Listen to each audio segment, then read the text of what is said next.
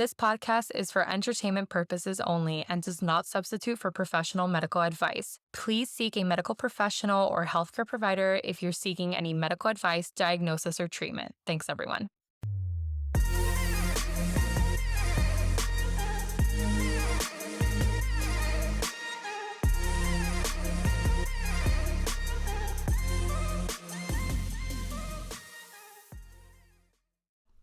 Welcome back. Welcome back.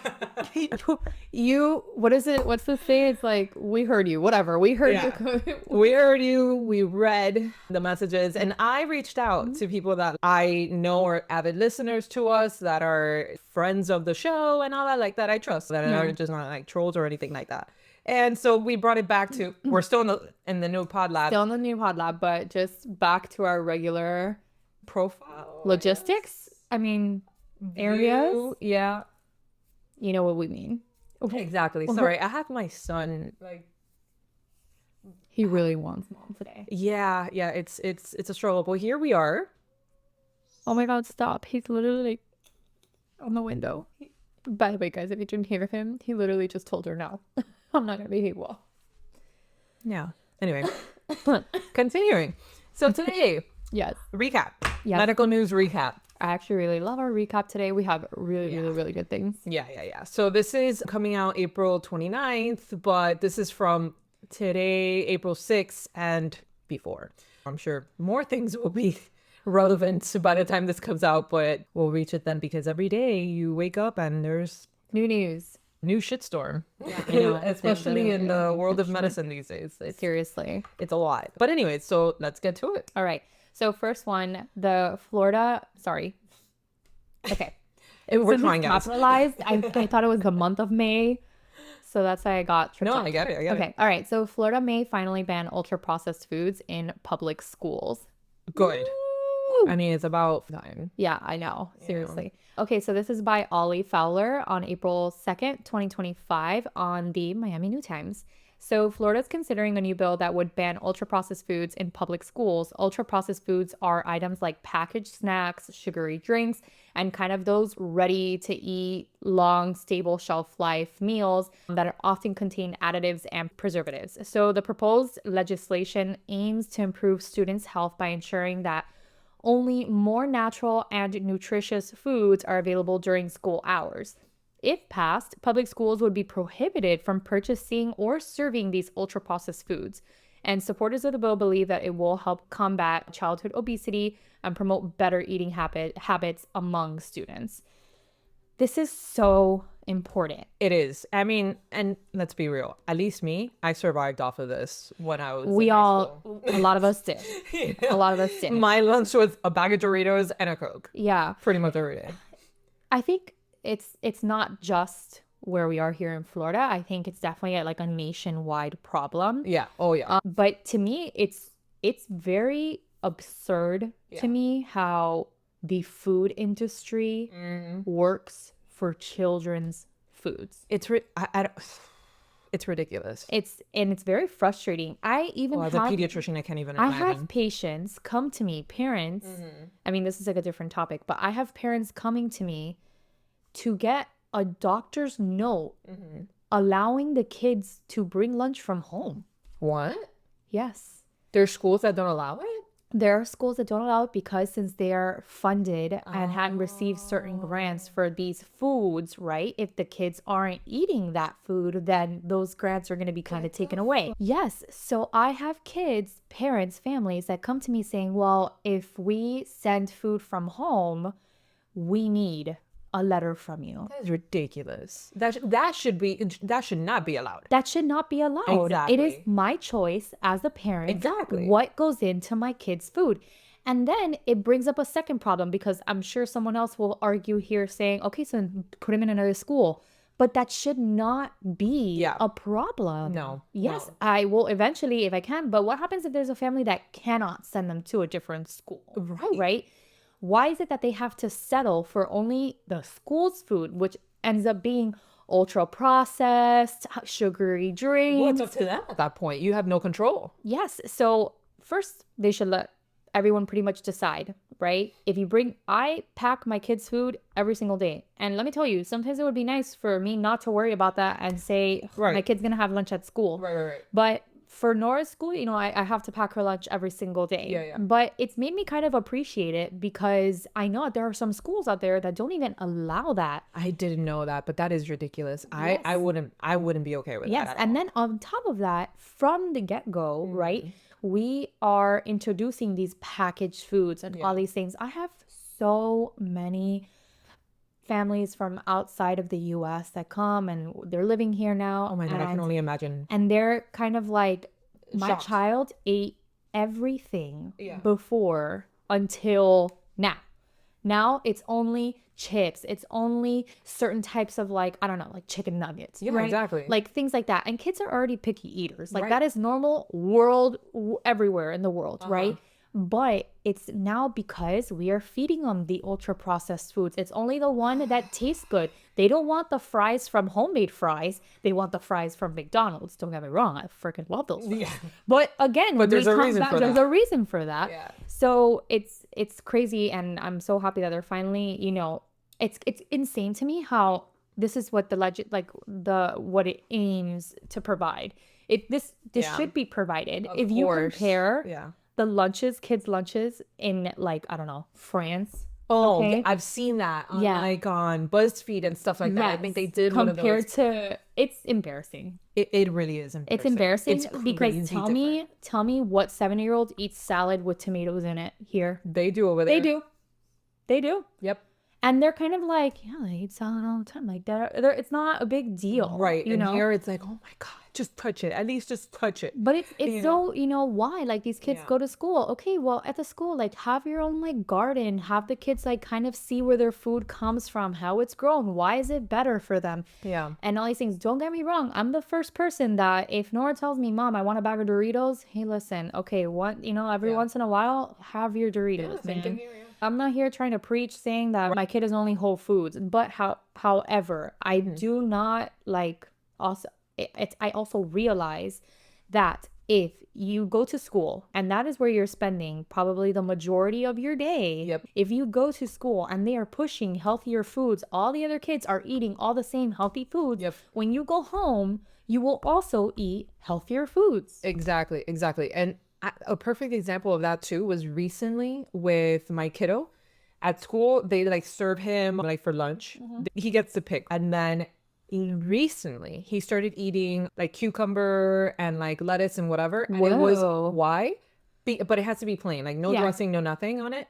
Whatever, as long as he eats it. And it was because the other kiddos were doing it. Yeah. The other kiddos were doing it, and then he tried it. The other day I was like, my mom had prepped the salad, and then but it was like just plain, like without the dressing on. And then he was like, oh, cucumber, and he just was eating it alone. I'm like, And you were like, that's not my child. and he's like, oh yeah, I tried it at school and I like it. And I'm like, freaking great. So it's exactly that. So if they see their friends doing it, then they're more than likely to like at least try it. Yeah, You know, and it's a cucumber, like it's gonna be fine. You know, it's gonna taste fine. It's not gonna be like a piece of arugula that's like really bitter and weird, you know?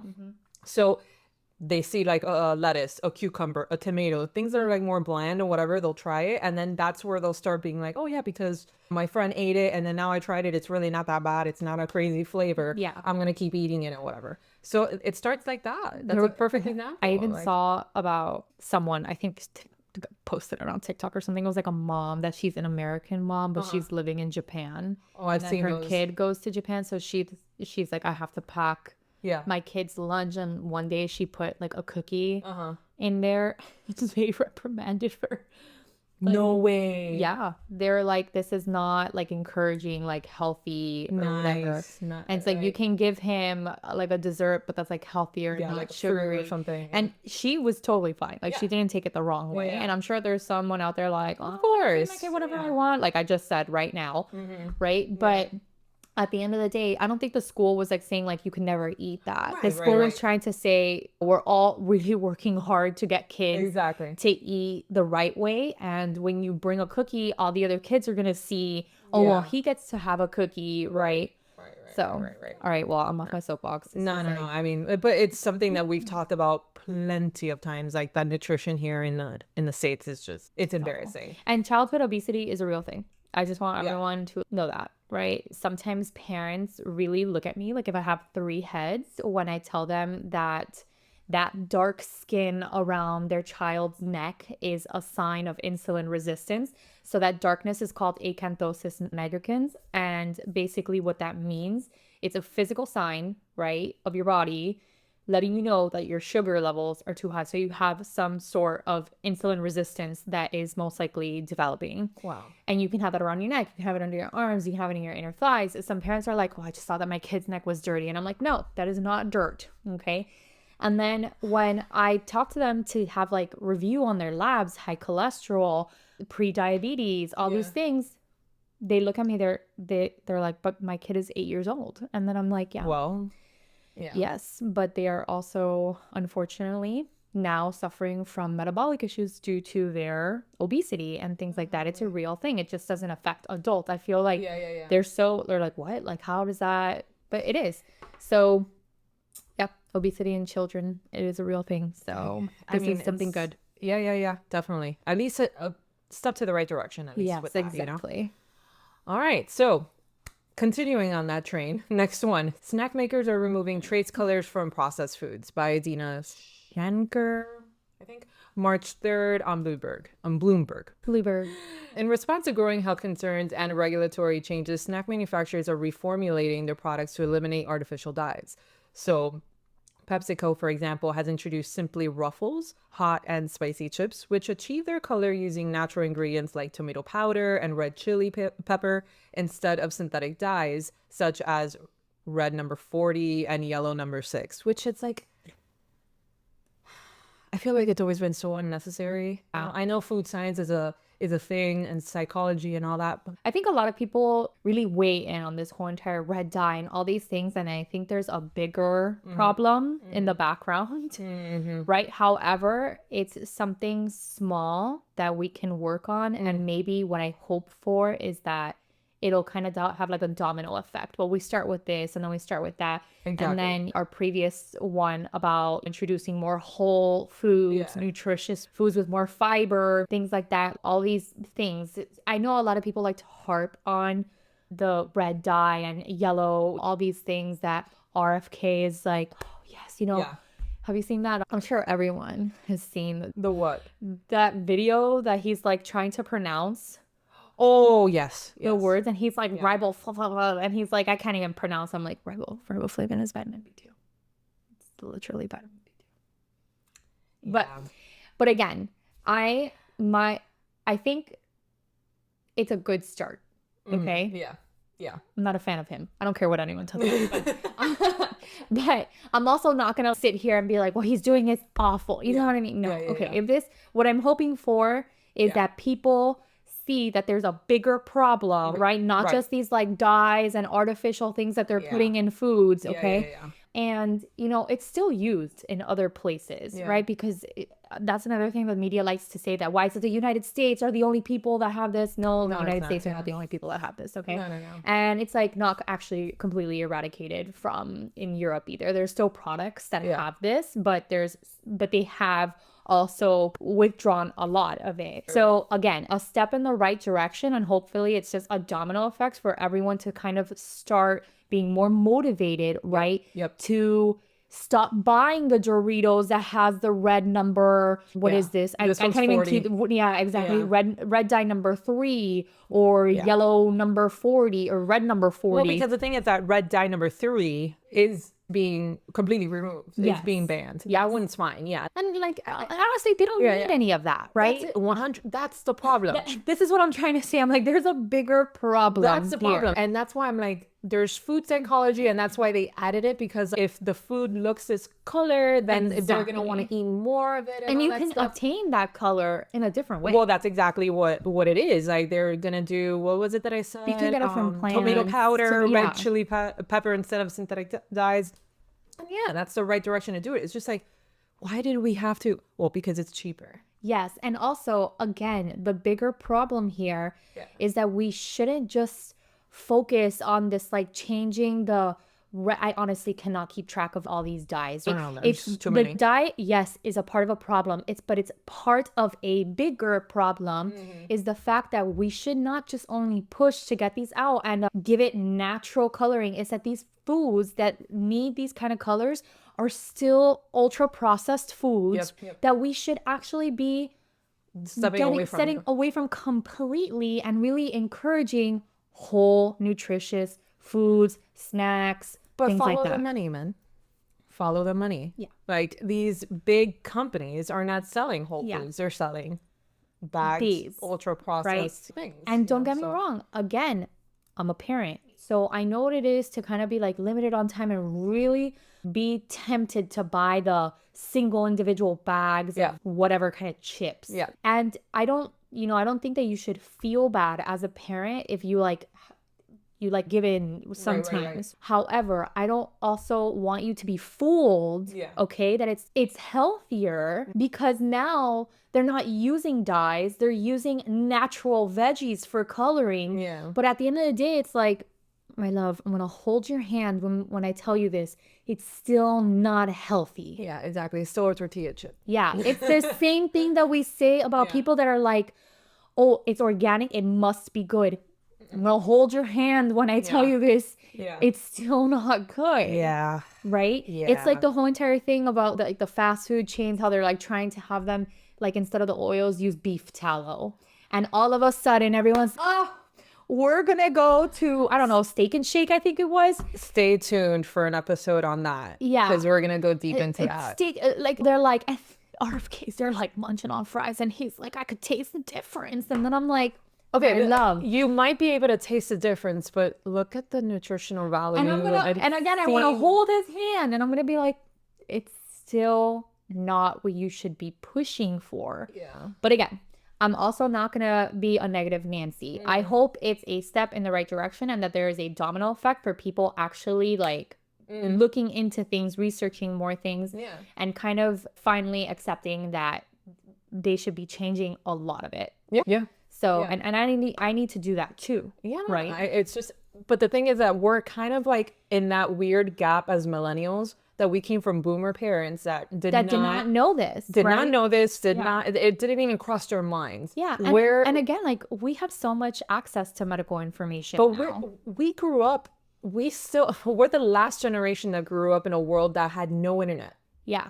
That we didn't have, Also in a world where, like, in Cuba, things were organic.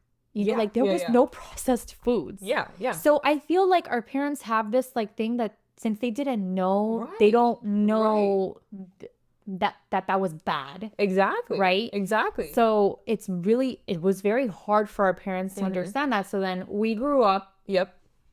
I know I grew up on, Lord knows, Dunkaroos, right? And pesticide galore. And salchichas coming in the little can. Those are Vienna sausages. The Vienna sausage, I mean, God knows what the hell we got, and we're here. Yeah. Yep. Right? We're here. Yeah. At least right now we are. Yeah.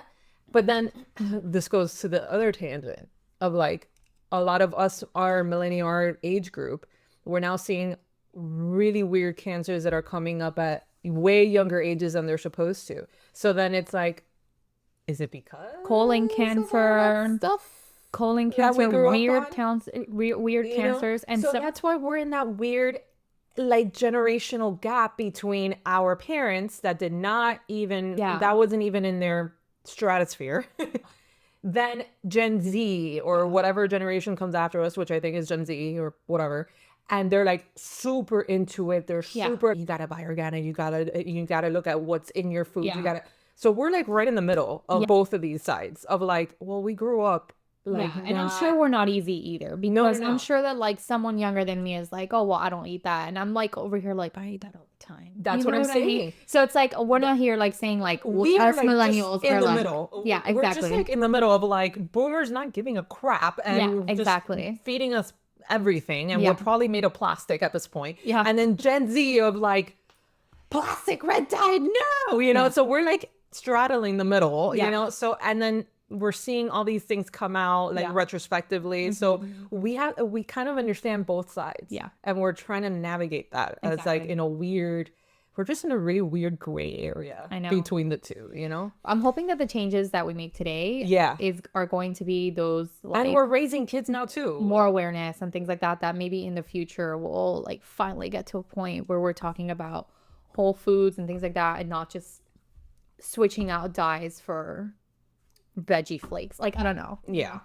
Which is what I didn't finish this, but anyway. So the shift aligns with the recent actions by the U.S. health authorities, including the Food and Drug Administration ban on red dye number 3 due to its potential cancer risk, and Health Secretary Robert F. Kennedy Jr.'s call for food companies to remove artificial dyes from their products. While natural alternatives present challenges in terms of cost and consistency, that was the main reason why they even switched over to these artificial colorings. Companies are increasingly adopting them to meet consumer demand for healthier, more natural foods. So at least like we said, it's a step towards the right direction, at least when it comes to food, nutrition. Exactly. I'm not gonna be here like trying to like rain on everyone's parade with this news. Like, I'm sure this is like really, it is good news, right? Yeah, it is. Like, any improvement is, any step forward is a win, right? 100%. However, there's a bigger problem, right? Don't just... At least it's a first step. Yeah. It's definitely, because again, we weren't even concerned about, when I was a kid, I didn't even look at an ingredient list. Yeah, exactly. So... Honestly, I didn't even look at an ingredient list until I was like in college. That's what I'm saying. That didn't even cross our minds, you know, when we were younger. All right, next up.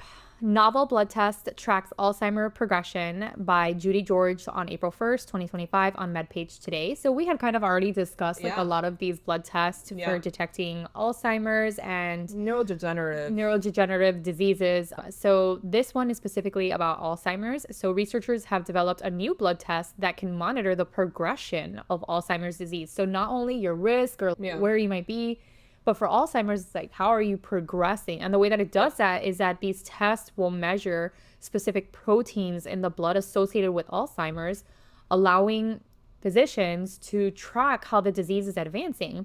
And it also can help distinguishing Alzheimer's from similar brain disorders, because a lot of these, what we've covered in the past, is a lot of the way to like only know for sure what you have is through a biopsy, right? And usually that's postmortem, right? So these kind of advances really help differentiate, well, is this Alzheimer's or is this early onset? There's some Parkinson's. Exactly. There's so many other things. Yeah. So this advancement could like really lead to an early and more accurate diagnosis, earlier diagnosis, accurate treatment plans, accurate management, more effective medicine for the person. And it's kind of crazy. Yeah. I love it. Everything about that is, I'm so happy with that. It is so frustrating. Oh yeah. Yeah. I know. It's so frustrating to go to a doctor and then say it could be this, but I'm a physician, so I know that nothing is 100%. You tell me, first of all, my thought process depends on what you tell me. And then again, after that, I use imaging, I use different blood work, different workups to try to the best of my abilities get to where I need to get to save. But at the end of the day, I cannot tell you 100% have this. No, you can't. Right? You can't.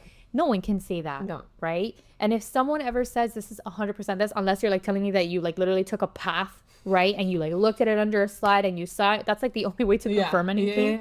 But again, we cannot do these things with these neurodegenerative things because a lot of that requires a biopsy to see, and you cannot do that until postmortem. So when we have blood tests like this, it really does help differentiate things and really just be more effective in our treatments, and in turn have better outcomes. Yeah, exactly. And then it kind of works hand in hand with preventative medicine too, you know? So, I mean, yeah, it's good news. You know, another thing of good news, I guess you could say.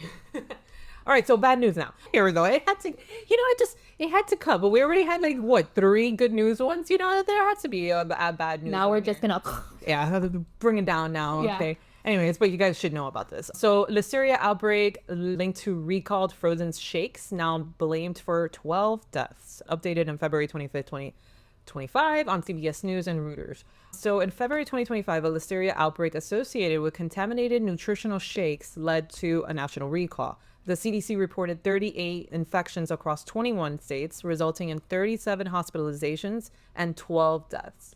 The implicated shakes sold under Lions, Ready Care, and Cisco Imperial brands, which Cisco, it had a lot under its umbrella. Yeah. So make sure, guys. I literally just had a nutrition shake right now, but it's not frozen, so maybe I'm like looking at my Fairlife core power.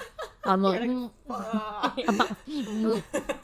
And Cisco Imperial brands were produced by Lions Magnus LLC and distributed mainly to hospitals and long-term care facilities. The products had best buy dates from February 21st, 2025 to February 21st, 2026 and came in various flavors. Environmental swabs swabs. From the production facility in Fort Wayne, Indiana, tested positive for Listeria. Great, yay. Especially when it's going to like geriatric places, so that's not great. Prompting the recall and ongoing investigation. So yeah, take a look at that, guys. So we're talking about like ones that I'm not sure if Ensure goes under this, but it sounds like it's shakes like Ensure. Yeah, exactly. So keep an eye out for that. So scary. Really scary. There's been so many recalls. Don't even. Especially with Listeria, I'm kind of like, what is going on? I don't know. Like, man. what? It's crazy. It's absolutely crazy. The really scary one started with the boar's head one. With the boar's head one, yeah. Oh, mostly boar's head. It was always Yeah. known as like the high-end deli meat. Yeah. And that was horrifically bad. That know. recall. I know. And then now this. Yeah. It's crazy. Yeah, it is It's crazy. All Right. right. So So, guys, more. it wouldn't be a recap Wouldn't. if we did not mention the measles outbreak. At least Okay. not now in 2025. Yeah. It wouldn't And we be. did have an episode on measles where we thoroughly discussed the measles outbreak. Two episodes. Measles Oh, 1 yeah, and 2. for part 1 and 2. Yep. So now it's time to just recap the news and mention the major measles outbreak in Texas and New Mexico. Let's give you guys an update on what's happening there. Yes. Because it's still happening. But check out our episode because it's really good. Yeah. All right, so this is by Reuters on April 1st, 2025. So since late January 2025, a significant measles outbreak has emerged, primarily affecting Texas and New Mexico. As of March 28th, Texas has reported 400 cases, with Gaines County being the epicenter, accounting for 280. That's more than 50% of those cases. So New Mexico reported 44 cases, predominantly in Lea County, adjacent to Gaines County. The outbreak has resulted in 2 deaths in Texas, unfortunately. And then the U.S. Center for the CDC, has noted nationwide surge with 483 confirmed cases as of March 27th, surpassing the total reported in 2024. Experts attributed the rapid rate at 80% below the 95th percent required for herd immunity. So health officials are warning that travel and gatherings may further increase infections in the U.S. So Health Secretary Robert F. Kennedy Jr. has prioritized addressing the outbreak. Or actually, this is not in the news today, but I just wanted to bring it up. We have been hearing reports now of vitamin A intoxication. Toxicity or intoxication, because he did come out and say that vitamin A and cod liver oil has helped these kids that are sick. So now parents are just prophylactically just giving vitamin A, which is now leading to vitamin A toxicity, which is something that we had mentioned before. So now we are seeing those hospitalizations increase. And see our measles 1 and 2 on what vitamin A does with the measles. Yeah. How, like, what is its involvement exactly with measles? Does it help? Yes. Does it kill the virus? No. Yeah. You know, so. And it also, it just, how can I say it? It lessens the severity of the disease, but it doesn't prevent measles, right? Yeah, and it doesn't. It's measles. Measles. I feel like That was my Spanish accent coming out. the thing on Lord of the Rings. Oh my Gollum. Anyway, that's just like what came into mind. Wow. Anyway, so yeah, what actually prevents measles is the vaccine. Yeah. Vaccine. That vitamin A is given to someone that has measles, that's undergoing the infection, that's sick with measles, to help with the severity of the symptoms. Yeah. But just watch our measles episode. 1 and 2. It's very on informative. all the bad things that could happen even years later after an active measles infection. Even if you treat it with vitamin A, even if you do, you're still in danger of a lot of crazy stuff years down the line. Yeah. So, you know, anyway. We've hit our mic. All right, so more bad news. Bird flu hospitalizations in the U.S. by the CDC on February 26, 2025. So as of February 24, 2025, the CDC confirmed 3 human cases of H5N1 bird flu in the U.S. The cases involved a dairy worker in Nevada, or I'm going to say Nevada, okay, guys? I know that there's controversy out there on how to say the state, but What's the other way to say it? I know that's the thing. I barely even remember it, but I've heard in other podcasts that like Nevada, it's Nevada in Spanish, which is the original way of saying it is Nevada, which is ironic because I mean it's a desert, so I don't know why it's. But it's snow. still it still snows there. Yeah, but like anyway, wow. Anyways, yeah. I'm gonna say Nevada. So exposed to infected cows, a poultry worker in Ohio exposed to infected commercial poultry, and the owner of an infected backyard poultry flock in Wyoming. While the dairy worker was not hospitalized, both individuals with poultry exposure experienced severe illness and required hospitalization. These cases highlight the ongoing risk of avian influenza transmission to humans, particularly among those with direct exposure to infected animals. So if you guys remember, we've been following bird flu for a while. And not, at first, the very first time we ever covered it, we're like, it was, no, it does not jump to humans. Yeah. It's not. And now we're like, if you're working with birds that are infected, you're at risk. Yeah, exactly. So it's just, it keeps. And the concern there is now human to human. Exactly. Right? Because so far it's just, infected poultry Animals, yeah, to exactly. whether or not, or unalive or not. Sorry, Daddy YouTube. Yeah, you have to say like unalive or like there's certain words. Oh, wow. Interesting. Like how on TikTok they're always like, Yeah. that's why. They're like screening out certain. Because then like the algorithm will Filtering like, certain things. yeah, the algorithm will then like deprioritize because you say these certain trigger words or whatever. But I'm like, dude, it's a medical podcast. We have to say certain Yeah, words. I was Like, gonna I mean, say. there isn't really a way around it. We're going to sound really dumb saying like, unalive. Well, Expire. yeah. It's like we do actually say expired. I know. That's why I was like, how is it that you say your hospital? I guess We do actually say expired. that's how we have to say it now, then I guess. Anyway. All right. So significant decline in the U.S. drug overdose deaths. Good news. Yay. Back. So this was on February 24th, 2025, and this was actually from the CDC. The CDC reported nearly 24% decline in drug overdose deaths in the U.S. for the 12-month period ending September 2024 in comparison to the previous year. So provisional data indicated approximately 87,000 overdose deaths during this period. Way too many in my opinion. But however, when we compare it to the previous years, it was down from around 114,000 cases in the prior year. Improvement. So yes, it definitely did go down. This marks the most substantial decrease in recent years, suggesting that efforts in naloxone distribution, treatment accessibility, and public awareness campaigns may be contributing to the reduction in fatalities.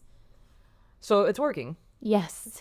That's good. That's good because it really, it does this, like bad things to me when you go, I don't know if it's whether on Reels, TikTok, wherever it is that it comes up, like when you see like these really bad places that are really affected by addiction, you see these people like on these streets, they look like zombies. They're just standing like this, like I can't even replicate it. It's like the strangest thing. It looks something straight out of an apocalyptic type of movie. It's really sad. It's horrible, and it's just like blocks and blocks of people just like that. Everybody's like that there.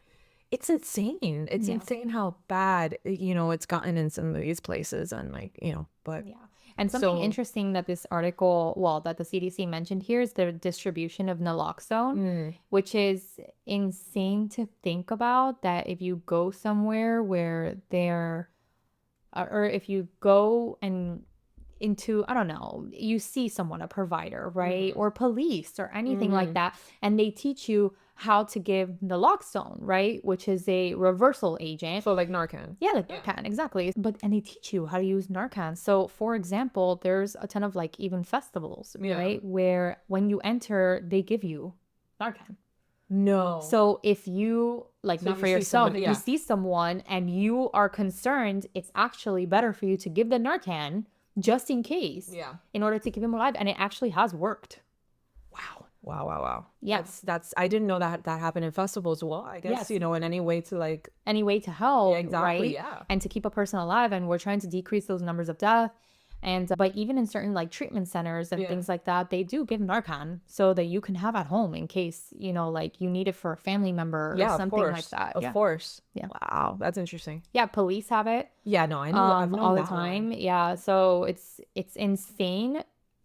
I think it's crazy to think the fact that you go somewhere and people are like, here, take some Narcan in case you need it. That's it. So That's like really trippy to me. Yeah. that is really hard to say, wow. Yeah. But at the end of the day, they're trying Yeah.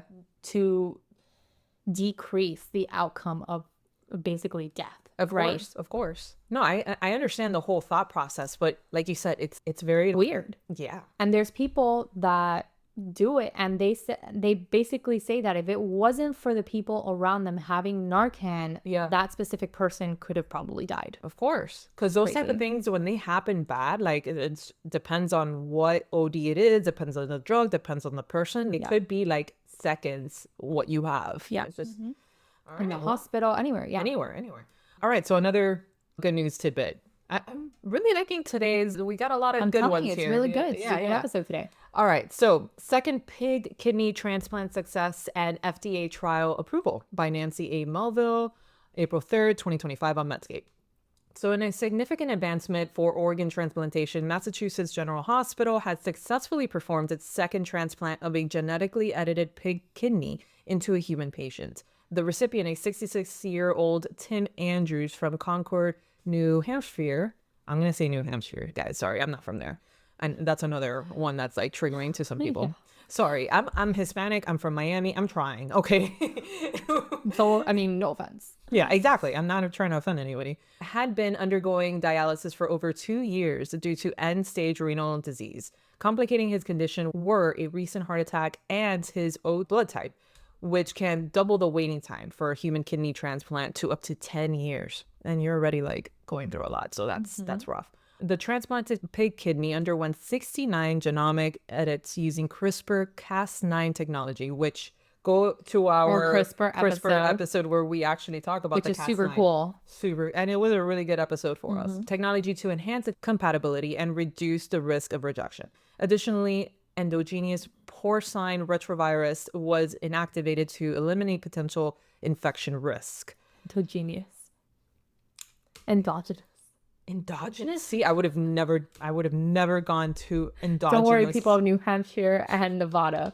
She's not targeting I'm not you. It's for trying, all you see? words. It's all words. No one is safe. This is how I am. This is how I am. I write things well. I don't say things well. One of our followers was saying, why does Julie talk like she's from England? I'm like, I am so not. She's not. She's from deep Miami. Deep Miami. Yeah. They were actually trying to like defend me. They're like, maybe she's just English in another life or something. It's something cute like Maybe. that. I'm like, oh, thanks. I'm just not good reading. So yeah, endogenous porcine. There you go. Porcine? I think it's porcine. Might be porcine. I don't know. Anyways. I went with porcine. Yeah. Porcine. Yeah. That's how I went with it. Is it right? I don't know, but whatever. Anyway, so these retroviruses were inactivated to eliminate potential infection risk. The 2.5-hour surgery was conducted on January 25th, 2025, and Andrews was discharged on February 1st, now free from dialysis and with the new kidney functioning as expected. That's freaking awesome. Amazing. That is freaking awesome. This procedure marks Andrews as the 4th living human to receive a pig kidney transplant and 2nd at Massachusetts General Hospital. The first such transplant at this hospital at MGH occurred in March 2024 with patient Richard Slayman.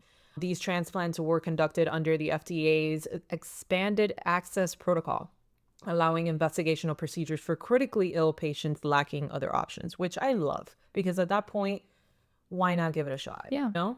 It could save lives, as it has. As like, this is a perfect example of how it has. Yeah, I think that there's a lot of people out there that have a really big problem with an animal, like being in a human body type of thing. So and I think it's just you haven't been placed in that situation where someone Don't that place judgment on you that. love so much can actually be saved with this. So it's incredible. Yeah. So in a related development, the United Therapeutics Corp., the provider of the pig donor kidney for the NYU Langone, how is it? Langone, right? Yeah, Langone. Okay. Langone, yeah. Transplant Institute has received FDA approval to initiate the first clinical trials involving pig kidney transplants. This trial will include 6 ESRD patients receiving an investigational quote-unquote kidney derived from a 10-gene edited source pig. These milestones, this is the word that you were looking for. These milestones represent significant progress in xenotransplantation. That's the word. Yeah. I'm like, I know that there was a word for it when you were saying it. Yeah. Xeno is like species to species. Yep. So not like human to human. Offering hope to approximately 90,000 individuals in the U.S. awaiting kidney transplants. The success of these procedures and forthcoming clinical trials could pave the way for genetically edited pig kidneys to become viable long-term solution for patients with ESRD. I love this. Yeah. I love this. This is new science. This is just us progressing. You know, this is us progressing with new medical techniques to save lives. Instead of just keeping patients in freaking dialysis. This person doesn't need dialysis anymore. Yeah. That's crazy. That's so good. That's I We've talked love about this like type of other medical. we've talked about other xenotransplants on our podcast before. I think we had a burn episode too where we were saying how they were using some fish. Exactly. Fish skin. And that's not even transplant. That's just like to help. But it is a skin transplant. Yeah. You know? So it is considered like xenotransplantation. It's not like an right. organ, right? Yeah. But the skin is an organ. No, definitely. But the thing is that it didn't. So it helped accelerate the healing. The healing, exactly. Exactly, which is insane. Like if you see those photos, it looks like a person's wearing like a fish. Yeah, suit. fish skin, yeah. It's like, but yeah, I mean, whatever helps at this point. And I just love like new medical technology like that and geek out with that. Anyway, go ahead. All right, so chewing gum contributes to microplastic ingestion. I was very sad when this came out because I chew gum literally all the time. I'm literally made of microplastic. Even though I have terrible TMJ, but I still need some gum. I lived off of like gum for a good source of my life. Yeah, I still do. Yeah. So this came out on Medscape and Health.com on March 31st, 2025. A recent study presented at the American Chemical Society's Spring 2025 meeting has revealed that chewing gum may release microplastics into the mouth, leading to ingestion. Researchers from the University of California, Los Angeles conducted a pilot study involving 10 types of chewing gum, 5 brands, each of natural and synthetic varieties. And participants chewed the gum for durations ranging from 2 to 20 minutes. During the saliva, another thing that people are going to be like, saliva. Saliva? Some people say saliva. And I think it's, But that's in Spanish. yeah, but some people will still say saliva. Whatever, man. Yeah, but it's saliva. What do I Okay. know? So it's like umbilicus or umbilicus. Have you heard of that one before? No, that's like a real thing. Or tinnitus versus tinnitus. I say tinnitus, but anyways. All right. So anyways, during which the saliva samples were collected and analyzed using the Fourier transform infrared microscopy and smartphone-enabled method to quantify microplastics. Basically, a very fancy way of measuring the microplastics that's released during these 2 to 20 minutes that you're chewing this gum, okay? 20 minutes is a long time. I sometimes have my gum for like an hour and a half. No. Yeah. Yeah. And I literally sometimes I'm like, Jesus Christ, I've had this for a really long time. Yeah. So the findings, no wonder I have TMJ. So the findings indicated that each gram of chewing gum could release up to 637 microplastic particles, with 94% of these particles released within the first 8 minutes of chewing. All right, so I can still chew my gum. I can't just chew it for more than like 5 minutes. And you're here chewing it for like an hour. For like, no, yeah, I've completely sucked every microplastic out of that gum for sure. I have no business in taking out plastic from my house. I literally am just... You're just putting it directly in your mouth. My mouth. Yeah. At that point, I should just chew any plastic Tupperware. Anyway. So notably, both synthetic and natural plant-based gums release similar amounts of microplastics. You're not even safe there. No, yeah. The primary plastic polymers detected in the saliva were polyolefins.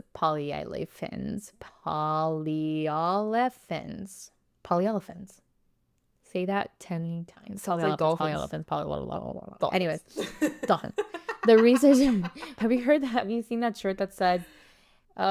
eggs and something, and it's like it then says the eggs and bacon and then something, and then it just ends in bacon. Yeah. Bacon. Yes. Exactly. That was me right now. Stop. Yeah. Stop. So researchers emphasize that while the health implications of microplastic ingestion through chewing gum are not yet fully understood, we've been reporting on microplastics for a really long time already. Yeah. But again, not anything is solidified.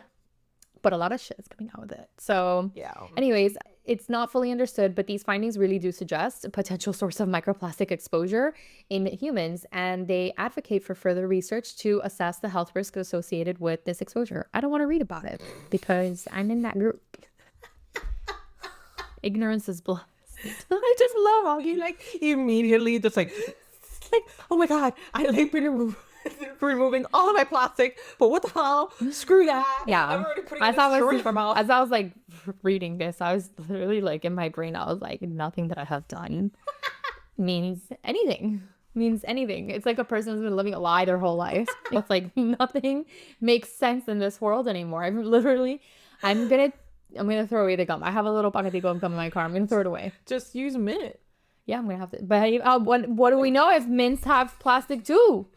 We're still ingesting it. It doesn't matter if we're chewing or not, right? Well, no, because it's what makes the gum. Oh, girl. I'm about to get a mint leaf and start chewing on a mint leaf. Yeah, I mean, they do that, I mean, but it's like the polymer that makes the gum, I guess. Yeah. I know what you mean. Okay. So it's different. Just do a freaking mint. Anyway. Okay, I've been dying for Julie to read this because I want to see how she pronounces this new antibiotic. Oh, damn it. Why does it have to be me on this one? Okay, guys, get ready to make fun of me because this one's going to be riddled with me mispronouncing things. All right, so U.S. FDA greenlights GSK's drug for UTIs in women and girls by Reuters on Medscape on March 25th. 2025. And this is like for the first time in many, many years. Yeah, this is a new class of antibiotics. This is actually really exciting. It's not for medical students. It's another class of antibiotics you're going to have to. Yeah. Anyway, so the FDA has approved Blujepa. Okay, so Blujepa is fine, but read the actual antibiotic because Blujepa is the brand name. Okay, but I thought you were going to be like, no, it's Blujepa or I mean, I haven't looked at how you pronounce Blujepa. It looks like Blujepa. Okay, yeah. Anyway, so hold on. I'm trying to say it in my brain first. Okay. I'm going to give it a shot. Gabotidacin. I'll try it. G. Okay, so instead of gay, okay, I'm going to go with G-potidacin. Oh my God. Gepatidacin. Never. How again? Gepatidacin. How? Why pa? It's pot. No, it's not pot. Yeah, it's P-O-T. Gepatidacin. Not gepatidacin. I see pot. Dog, not dag. Where? What?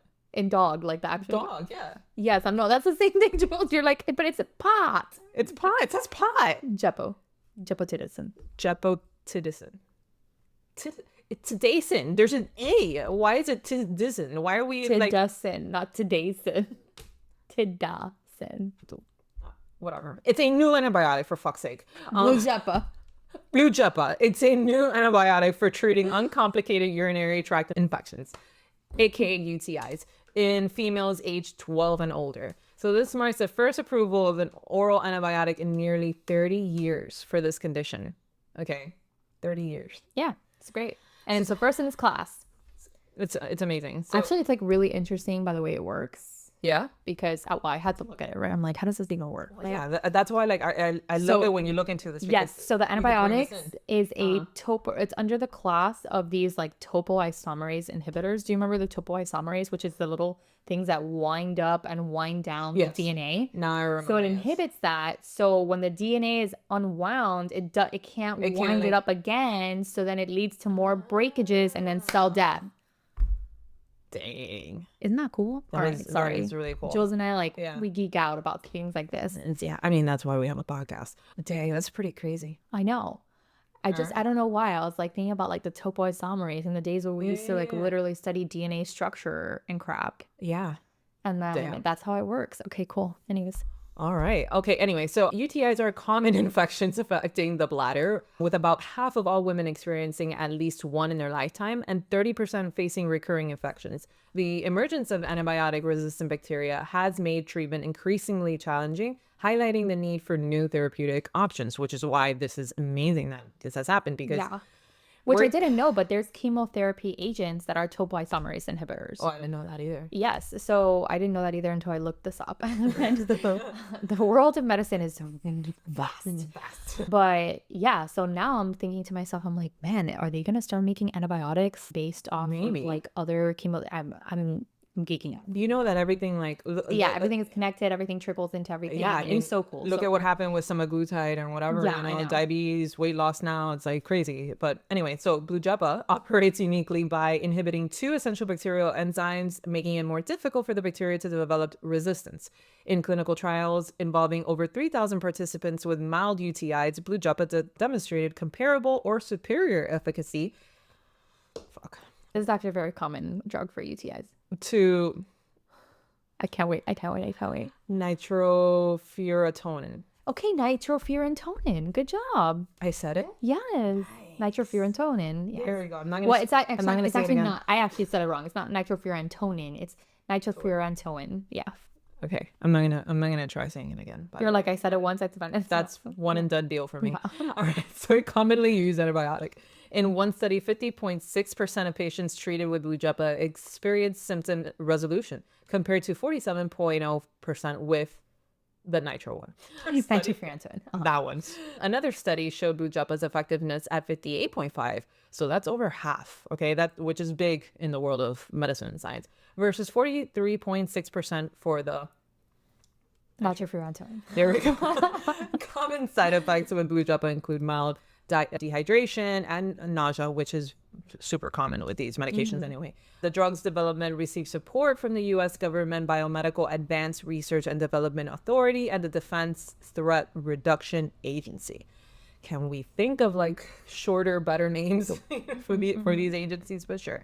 Anyway, so GSK, the manufacturer, plans to make Blujepa available in the U.S. in the latter half of the year. This approval represents a significant advancement in addressing uncomplicated UTIs, providing a novel treatment option amid rising antibiotic resistance, which is like the main reason why this is so exciting to see, because there's so much antibiotic resistance happening these days. You know, so it's like the first one in 30 years. Hell yeah. I know. Because we need it. Bacteria is only getting more and more resistant these days. So I know. It's because everyone likes to take antibiotic for everything. yeah. I literally had a patient call me the other day for a telehealth, okay?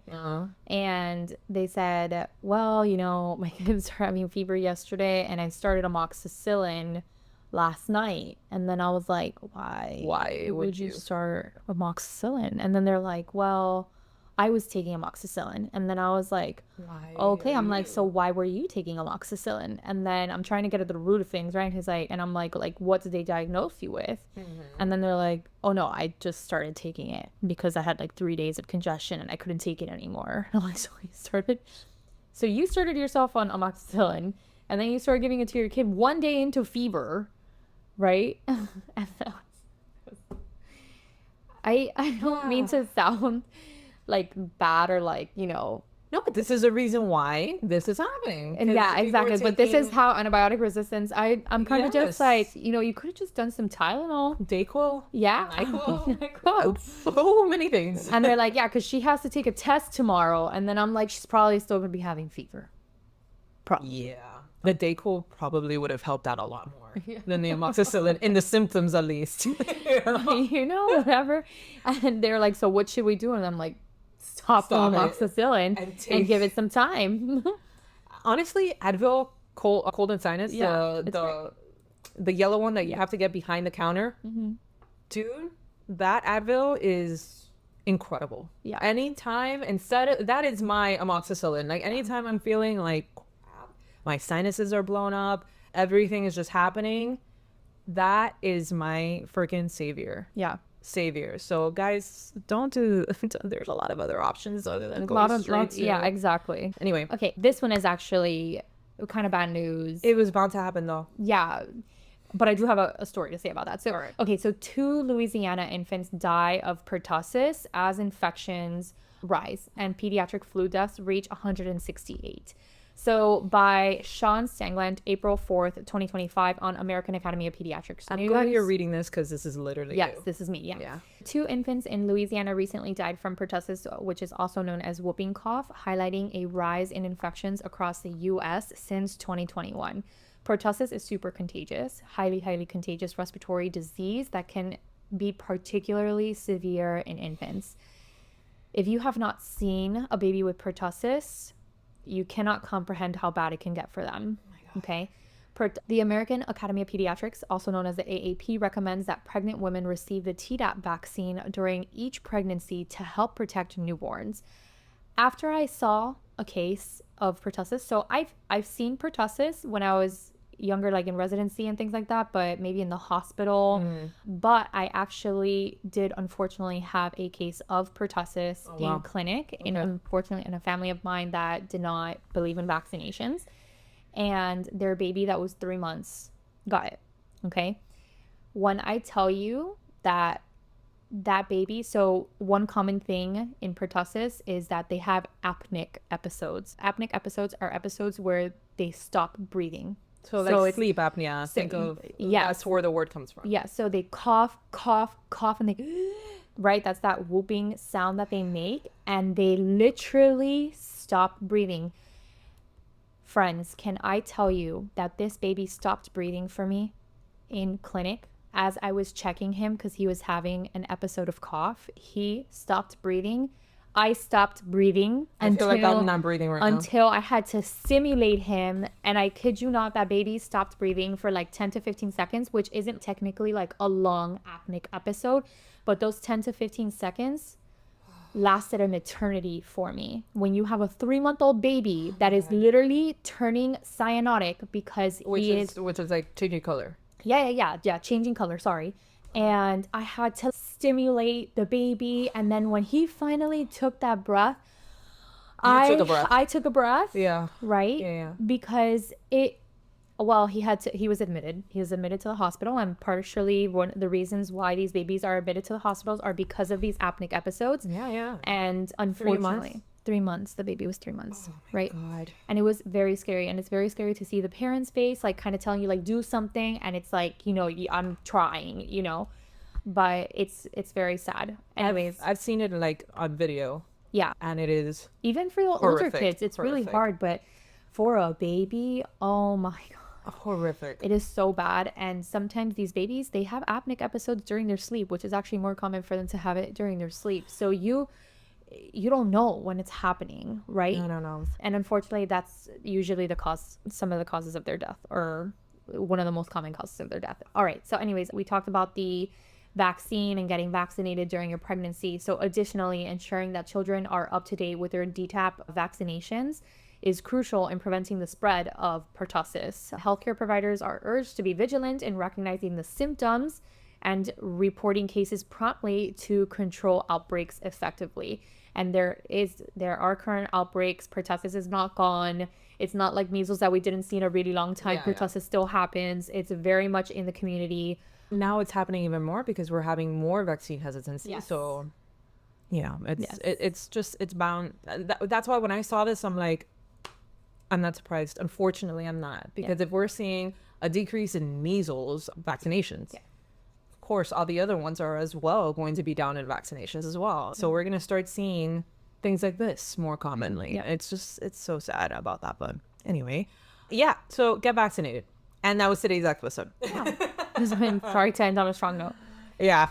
Anyway, so It was a great episode today. yeah, if you guys like always, if you guys want us to elaborate more on one of these topics or whatever, let us know. We're available in all socials, Funny Medicine Podcast, and practically all socials except X. It's Funny Med Podcast. And also you could email us if you don't want to be like that exposed, I guess, or whatever. If you want to be a little bit more private, it's funnymedicine305@gmail.com. And yeah, guys, thanks for tuning in and for all the support and everything. You guys are, as always, lovely. Yes. And we will see you on our next episode. Bye. Bye.